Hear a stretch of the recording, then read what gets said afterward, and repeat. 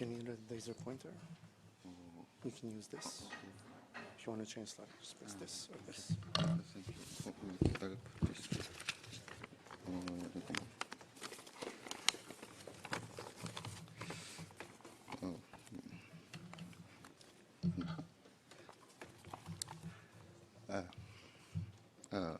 Bonjour à tous. Je suis un étudiant en doctorat Sanghyun Kim de la Corée du Sud. Mes superviseurs sont les professeurs Girona, Bergeron, and Dr. Raymond. Today I'm going to present the tree regeneration 18 years after the experimental silvicultural treatments in Canadian Boreal forest, the MISA project. Globally, forest area keeps decreasing and remaining natural forest is degrading because of intensive forest management and climate change. With these problems, forests are losing their biodiversity and fail the natural regeneration and eventually not able to satisfy human demands. So people paid attention to adopt silvicultural alternatives to balance between economic and ecological values. Ecosystem-based management has become the focus of discussions among researchers. As a result, large-scale variable retention harvest experiments have been established around Europe and North America. For example, MISA project was established in 2003 with a large-scale partial harvest experiment. The ecosystem-based management proposed the application of partial harvest that cuts 30 to 75% of basal area that mimics natural disturbances like insect outbreak or wind throw. In previous MISA experiment, for example, partial harvest restrict the growth of competitive species and favor the establishment of conifers. But we haven't fully evaluated this management holistically in the long-term context of Canadian Boreal ecosystem.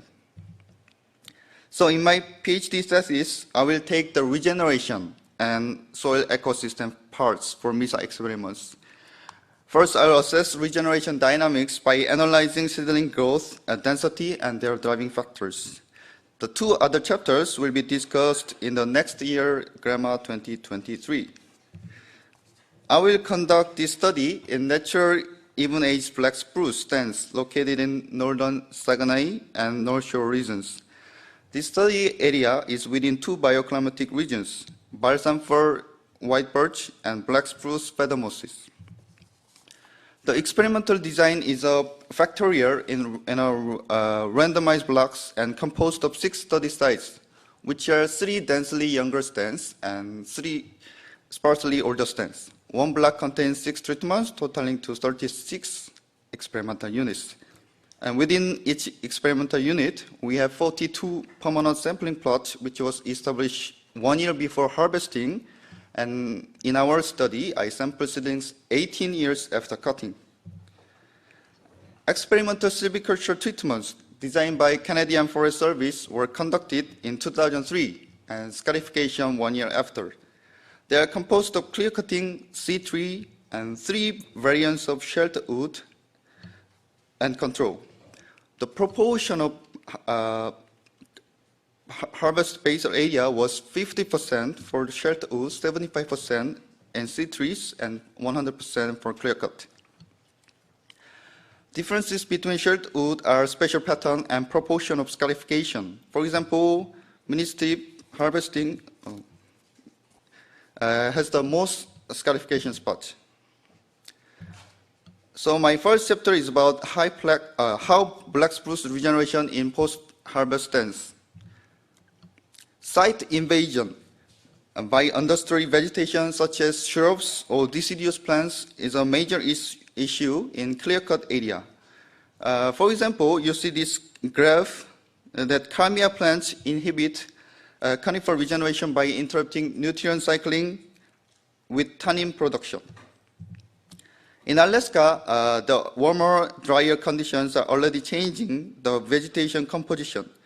Especially drought is causing a decline in spruce growth and researchers predict widespread mortality, the ratio of conifers to deciduous trees is likely to change.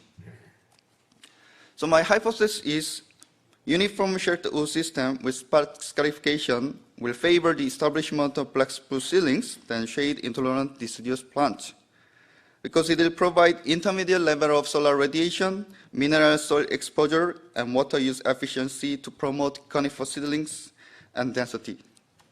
Among shelter wood, especially mini strip harvesting will provide the highest seedling density for black spruce because of the highest proportion of spark scarification, and younger stands will be more beneficial for black spruce regeneration due to its shade tolerance in denser forest. Second, conifer regeneration would be more influenced by intraspecific competition and soil properties than other abiotic factors. Black spruce regeneration will be mostly driven by competition and balsam fir by soil properties. Because black spruce grows slower than other species and balsam fir is vulnerable to root rot disease.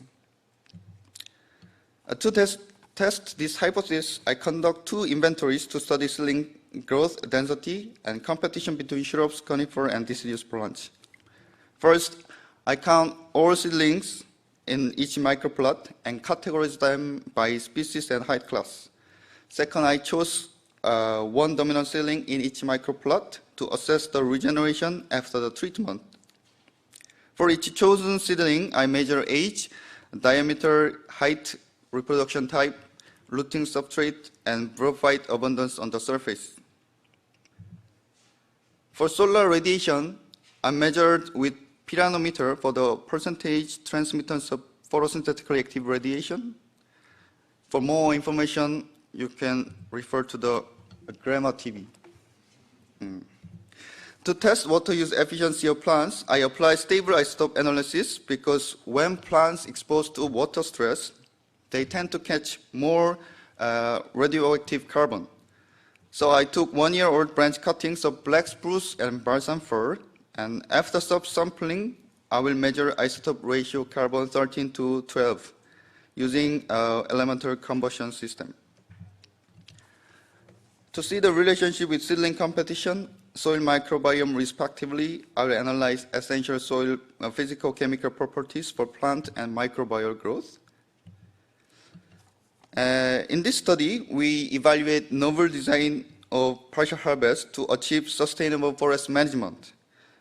So we can understand black spruce regeneration dynamics and provide appropriate seedbed for black spruce forests and suggest a silvicultural alternative to meet different management goals.